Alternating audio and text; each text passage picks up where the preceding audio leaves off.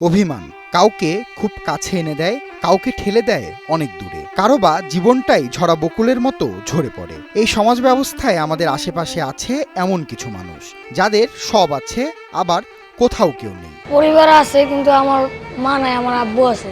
আমার মা আমার ছোটবেলায় 1 বছরের ছিঁড়ে পর আরেকজনের সাথে যায় বিয়ে বসে। তারপর আমার আব্বু আমার নানির কাছে দিয়েছে, আমার নানি আমার পাইলে পুরো বড় করছে। তারপর আমি আয়া পড়ছি এই জায়গায় আমার ঘরে সৎমা দেখে আমি আয়া পড়ছি মারে দেখে। সৎমা আমার ঠিক মতো খাওয়ান দেয় না, তারপর যে আমার একসময় মারে লাড়ি দিয়ে পারে না। ঢাকায় থাকা পথশিশুদের অনেকেই অভিমানে ঘর ছেড়েছেন, আর ফেরা হয়নি। মাঝে মাঝে ফেরার ইচ্ছা হলেও ক্ষণিকেই ফিকে হয়ে যায় সেটি। এসব শিশু কিশোরদের কেউ সৎমায়ের অত্যাচারে বাড়ি ছেড়েছেন, কেউ বা বাড়ির পরিবেশে থাকতে না পেরে চলে এসেছেন। মারধর করে, মা তো মারধর করে না, করে তো মামা বাবা মারধর করে, এর লেগে আমি আর ভয় যাই না। হৃদয়, ওর গল্প অন্য সবার থেকে আলাদা। থাকে কমলাপুর রেলওয়ে স্টেশনে। হৃদয় জানে না ওর বাবা মার পরিচয়। ছোট থেকেই ওর বেড়ে ওঠা যশোর রেলওয়ে স্টেশনে। 5 বছর আগে চলে আসেন ঢাকায়। এখন কমলাপুর রেলওয়ে স্টেশনই ওর বাড়িঘর। প্রতিদিন হাজারো যাত্রীর ফেলে দেওয়া বোতল কুড়িয়ে ও জীবন ধারণ করে।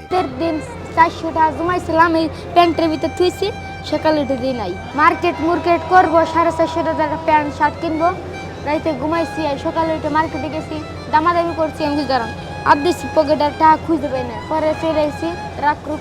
মন তো খারাপ লাগবো ভাই, এত কষ্টে টাকা দিয়ে কামাই করছি।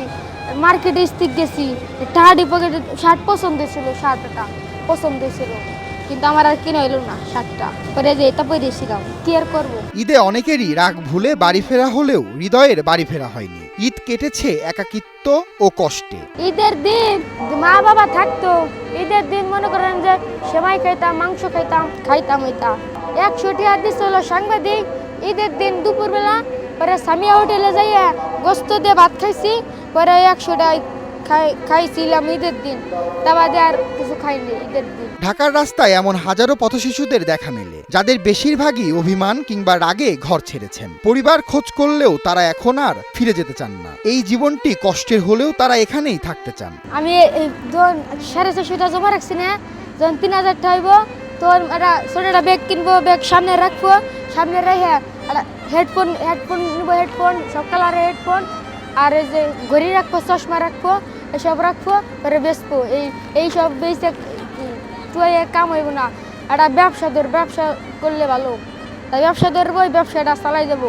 হেডফোন বেচবো, সামনে একটা ব্যাগ কিনবো, একটা হেডফোনের হাতে আমি রাখবো, ব্যাগ থাকবো, ব্যাগ ভরা হেডফোন, ঘড়ি রাখবো, একটা ব্যবসা করবো।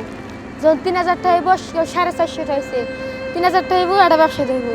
এইটা বোতলের ট্রেনের ভিতরে ঢুকলে না মার খাইতে হয়, মার খাইতে দিন গেল। সমাজ কল্যাণ মন্ত্রণালয় ও ইউনিসেফ বাংলাদেশের একটি গবেষণায় দেখা গেছে 34 লাখেরও বেশি পথশিশু বাবা মায়ের যত্ন ছাড়াই জীবনযাপন করছেন, যাদের বেশিরভাগই মূলত ঘর ছেড়েছেন পারিবারিক অস্থিরতা এবং শারীরিক বা মানসিক নির্যাতন সইতে না পেরে। পরিবারের সাথে ঈদ করে আমি করি নাই, আমার অনেক কান্দা পায়। পরিবারের লগে ঈদ করলে আমার অনেক আনন্দ হইতো। 10 ঘরে যেমনি আনন্দ করে আমি তার 1 ঘরে এমন আনন্দ করতেই না, এই একটা সমস্যা। এ যেন ভাগ্যের এক নির্মম পরিহাস। যাদের এই সময়ে বাবা মায়ের আদরে সিক্ত হবার কথা, তারাই সেই ভালোবাসা থেকে বঞ্চিত। এই জীবনটি কষ্ট এবং ভালো না, এটা অনুধাবন হলেও কিছুই করার নেই এই সব শিশুদের। না, এর জীবন ভালো থাকলে কি আর এই মানুষে তো গামছা পরে থাকে, মানুষে থাকে গেঞ্জি শার্ট প্যান্ট পরা।